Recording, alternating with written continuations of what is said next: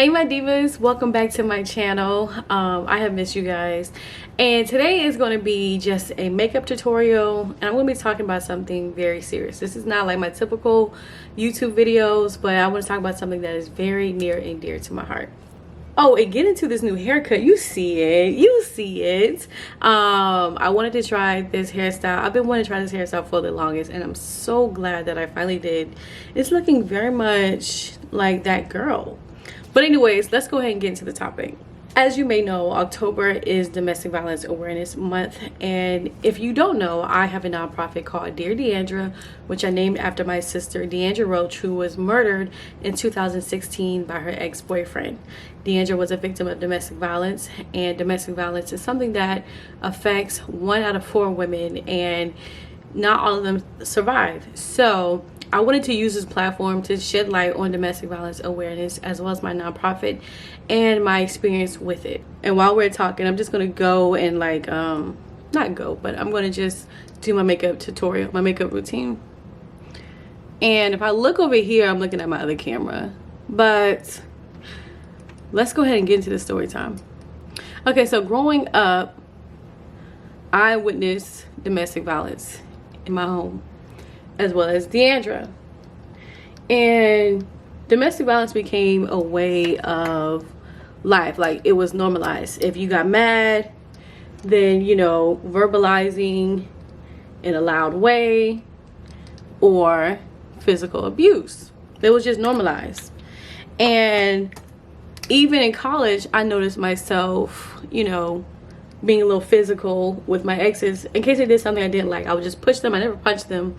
I would just push them or snatch their phone at their hand. Also, this is something really cool from the beauty blender, I thought. It's like an ice cream little tub situation.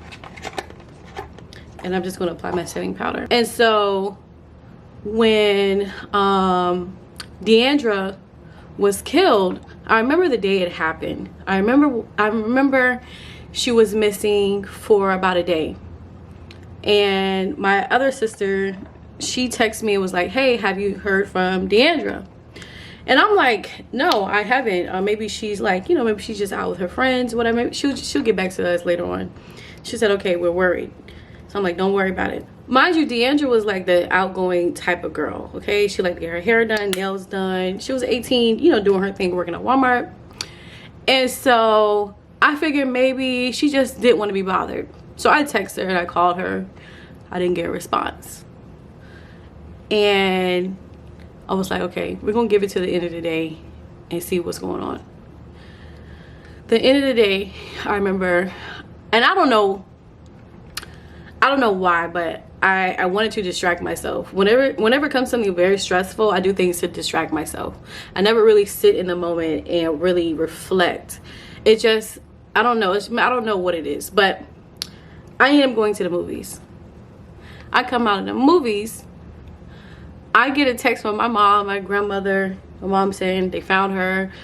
My mom, my grandma texted me saying you need to call your dad right now. So my heart is racing. I'm like, what happened? What's going on? And I remember getting in the car, I was driving. Called my mom first. Me and my mom have a very close relationship. I had like 16 missed calls. And I called my mom. I was like, Mom, what is going on? She was like, they found her. They found her. I said, found Deanndra? What do you mean they found her? My mom said she was murdered. And when it happened, when I heard her say that, I didn't know what to do. It really, you don't prepare yourself for something like that, right? I remember I was driving and I swerved. My mom should have asked me what I was doing, like, you know, but I was on the highway. I was just pulling out of the movie theater, and we were coming out to the light. And I remember I swerved. I really don't remember what I said next, but I was with a guy and he was like, what's going on, are you okay? And I looked over and said, she's gone. And I actually stopped in the middle of the road. And I asked, can you drive? I need you to drive. So we get out the car, and this black woman, she comes out from behind me because she was the car that was behind me when I stopped. You know, I swerved and I stopped. She was like, yo, watch where the F you going. And I was like, I'm so sorry, ma'am. I just found out my sister was killed. I'm so sorry. You know, and that's why. And she was like, oh my God, I'm sorry. You know what I'm saying? Like, so whenever people are driving erratically, I just get out the way. I try not to have road rage. You know, sometimes I still do. I'm like, hey, move out the way. But you never know what somebody, you know, what somebody's going through, what kind of news they receive when they're driving. So when it happened, you know, I was like, you know, okay, what happened? My mom said, go to your dad's house. I go to my dad's house. My dad grabs me, hugs me. He tells me what happened. She was murdered by her ex-boyfriend. And I broke down, of course. I broke down. I remember when something like that happens, your body reacts, not just your mind. Your body reacts. My body reacted in a way where I had diarrhea. Sorry to say that, but I had diarrhea. My dad was vomiting. Whenever something like that happens, like I said, your body reacts, and it's something that you can't really control. You just have to take it. And I remember my dad grabbing me and my other sister and saying, you will never have to worry about someone doing something like this to you ever again, because I'll be there to protect you. Mind you, me and my dad never really had a close relationship. You know, we would talk here and there, but it never was like, I didn't raise in the home with my dad. Deanndra, my other sister, did, as well as my other brother. And when he said that, it gave me some comfort to know that he would be there to protect me, even though we didn't have a close relationship. And of course, you know, moving forward, we had to plan for the funeral.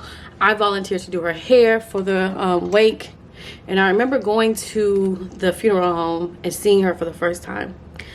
Before I saw her, I asked one of my friends who is a hairstylist to come with me, because I didn't know how I would take it. You know, I didn't know if it was something I would break down. I just need her to take over. So I had my friend come with me. When I saw her,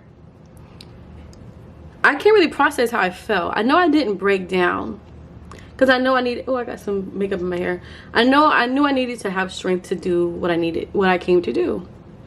And I remember having to be very careful. I remember the person telling me, please be careful when you touch her hair, because you know, she was shot in her head. She was shot multiple times. She was shot about 15 times up in here and up in the chest area. A few times, like I remember one shot was right here behind her ear, and one shot was right here, right behind her hairline. And they told me, you know, just be careful because she's been shot in her head, so we had to put some makeup and everything like that. And it was kind of scary, right? Like, I wasn't prepared for that, but I knew that I wanted to do what I came to do. I wanted to be a good sister. I wanted to make sure that, you know, that Deanndra looks good. And she already had her hair done, kind of like they had her hair. She always wore her hair up in like a little puff ponytail. So it was already done. I just went ahead and like kind of spruce it up and, you know, just touched it up and everything like that. And I was in there for about 10 minutes. And then, you know, later on down the line, me and my whole family went and we saw her. And that's when I broke down, because my dad, my stepmom, everybody was breaking down. And I started to break down too. And domestic violence is a beast. It's nothing that you can prepare for, and it doesn't just affect the person. It doesn't, like, if you're going through it, doesn't just affect you. It affects the people around you, the people who care about you.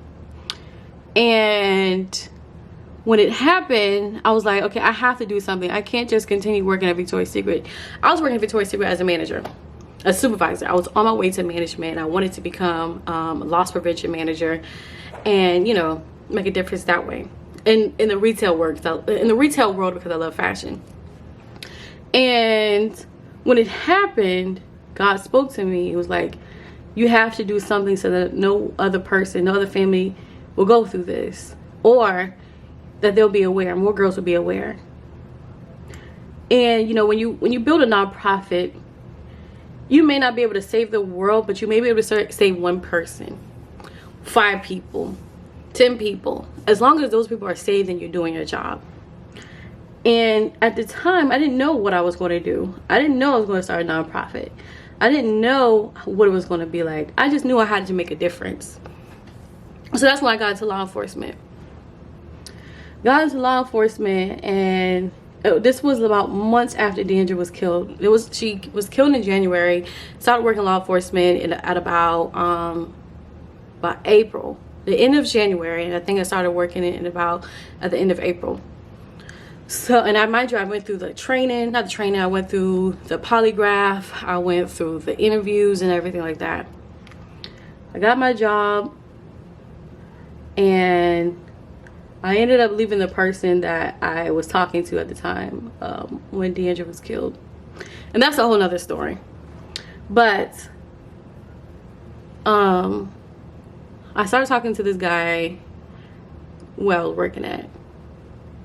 I was not in the right mind. Let's say that. I was not in the right mind. I shouldn't have been dating nobody at the job. I was told not to do that. Like, don't lay where you get paid. That's what I was told. And I still did. And a part of it was negligence. Part of it was still grieving, not really thinking about what I was doing, what I wanted to do. I just know I needed comfort, no matter what it looked like. I started dating this guy. We didn't work out, and I started talking to this other guy. This other guy was fine at the time, and we kind of hit it off. We hit it off a little too quickly. And long story short, it was a very toxic relationship. It got so toxic to the point where I had to call my dad one night and say, "Dad, I am scared. I need your help." Because I remember my dad, when that happened to Deanndra, my dad, he grabbed us and held us, was like, "If you never have to worry about something like this ever happening again, because I'll protect you." And I remember my dad saying that. So I'm sorry, y'all, I typically do not do these, so you gotta forgive me. I'm just trying to make sure I do this right. I remember my dad saying that. We got into this nasty argument, and he left in the middle of the night, and then he came back without telling me, and he was like parked a few buildings down so that way I wouldn't see him. It was just a whole, it was very toxic. I remember one time I told him I was gonna leave him. He came to my office and was like, "You said you gonna leave me?" And it was very scary. I'm like, "No, I was just, I was just mad. I really wanted to leave, but I couldn't because we lived together, we were working together. Like, where the hell was I gonna go?" So I called my dad and I told him what happened. Am I doing this right? Okay. I called my dad and I told him what happened the next day.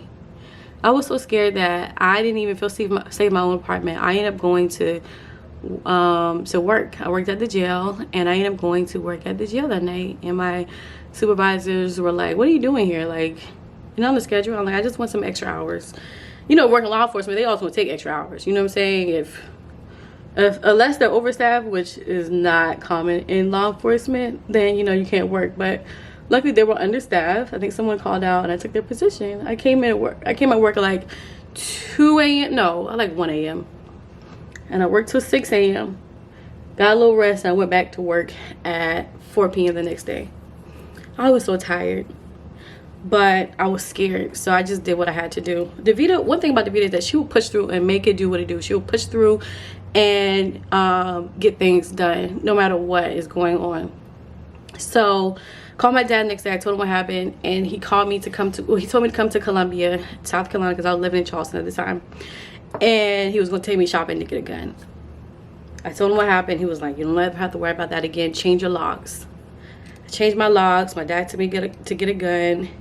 Mind you, I already had gun training because I worked in law enforcement, and so I got my gun, and my dad was like, "Don't tell him you got a gun. Just, this is for your safety. If you have to use it, then use it."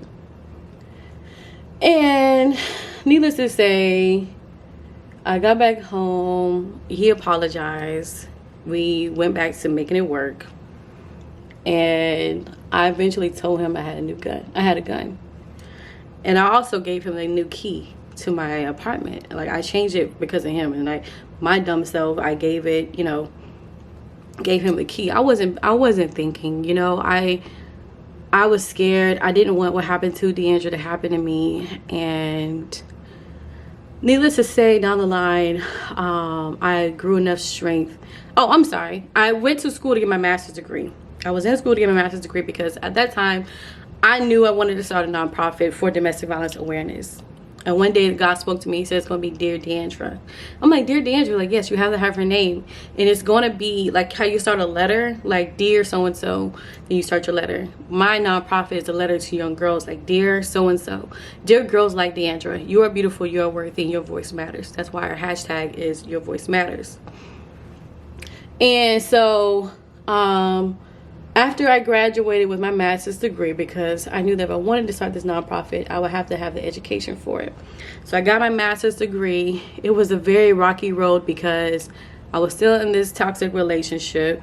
We went to trial for Deanndra. In the middle of it, lasted about 2 weeks. And I was about to say, it lasted about 2 weeks, and we finally got justice. And when I graduated, I think actually before I graduated, I broke it off with him. We were on a break, and then he called me one day and said, I have something to tell you. I'm like, what's going on? Like, I think I messed up my freaking brow. Like, what's going on? And he told me, okay, I'm sorry, I cut off. I ran out of storage. But at the time, I didn't wear small, so I knew something was up. I always had my doubts and everything, but I always needed like something that was straight in my face, like, this dude is cheating on you, you need to go. And so when he called me that day, I knew something was up. He told me he got somebody pregnant, and it was really up to me if I wanted to stay with him. And after everything I've been through with him losing Deanndra, I really didn't want to go through anything else. I was just like, it is what it is. I wish you guys the best. And I left him. I was like, this is it. So, fast forward, I create Dear Deanndra as a way to let young girls and even women know that you are worthy, your voice matters. You don't have to be in a toxic relationship. You deserve to be loved. You deserve to be respected. And anybody who doesn't treat you that way, makes you feel that way, then you can leave. There's so many other people out there who would treat you with respect and love you. And I didn't realize that. I didn't think it would be possible because I was in this toxic relationship. Because all I knew was toxic relationships. And having Dear Deanndra really, and of course, meeting some other women who experienced domestic violence, talking to them, getting training, volunteering at domestic violence shelters, I realized that this work is needed. And I did it solo for about 2 years. I started it in 2018. I finally have a board of 7 members, and that occurred this year. We're in 2022. We got our first 15K grant earlier this year, and I'm so thankful. I know my brows look like they're really thick, but it is what it is. I remember getting our first grant, and that was a sign. I felt like it was, that was a sign for me to keep going, never stop. Because I have another business called Hair Bakery Boutique. Hair Bakery Boutique has got a grant, but it's never got a 15K grant. And I applied for it to implement our program called Girl Glow Up. Girl Glow Up is a mentorship program I created to work with high school girls, to let them know sometimes, girl, you gotta glow up. Even us as adults, sometimes we gotta glow up. Girl, glow up. You know better than that. And with Girl Glow Up, it's our way of telling teens and showing teens that you can glow up. It is possible. We're going to be working with young girls who have very low test scores, who are struggling in school, who need confidence, and of course may not even know how to properly date or practice safe dating habits. So that's what Girl Glow Up is going to do. We are going to be starting in January 2023, and I'm so excited. I'm so excited, y'all. This has been something that I've been working on. I just didn't know how it would be, but it's finally coming to fruition. And with this upcoming fundraiser that we're having, we're going to be able to make that happen. It looks like my battery is going dead, so I'm going to have to be right back. But let me switch cameras right quick. Okay, I'm on my phone now, but I was just saying that We are finally able to implement our mentorship program. I just got a contract from a program development consultant to build out our curriculum for Girl Glow Up, and build out what the evaluations are going to be for our mentors as well as mentees. And I'm just grateful. And the only way to do that, of course, is with fundraisers. You can't do this, just off the strength of passion. You have to have funding to pay people for resources. So we're paying our consultant, we're paying our, we're actually going to be ordering some yoga mats for the girls, journals, t-shirts, and at the end of the program, we're going to take them on a wellness retreat, which I'm so excited about. And every year since I started Dear Deanndra, I've been doing a fundraiser in October. And our next fundraiser is called the Moment in Italy Masquerade Celebration. And the idea behind it is to remove the mask that covers domestic violence. So many of us cover the mask of us being in toxic relationships, but the Moment in Italy celebration is a day to honor removing that mask, show the ugly behind domestic violence, because that's the only way you're going to be able to heal, right? So with Dear Deanndra, our mission is to empower young women to know their worth through fundraising events, community awareness events, as well as mentorship. So I'm so excited, and I will put the link below if you want to come out, if you just want to support or volunteer. We're going to be looking for volunteers, especially as this mentorship program starts. We have a school that we're partnering with, and I'm just so excited. Actually, the principal and the counselor are going to be there at our event, so it's got to be an amazing event. But let me put my lashes on so we can close out.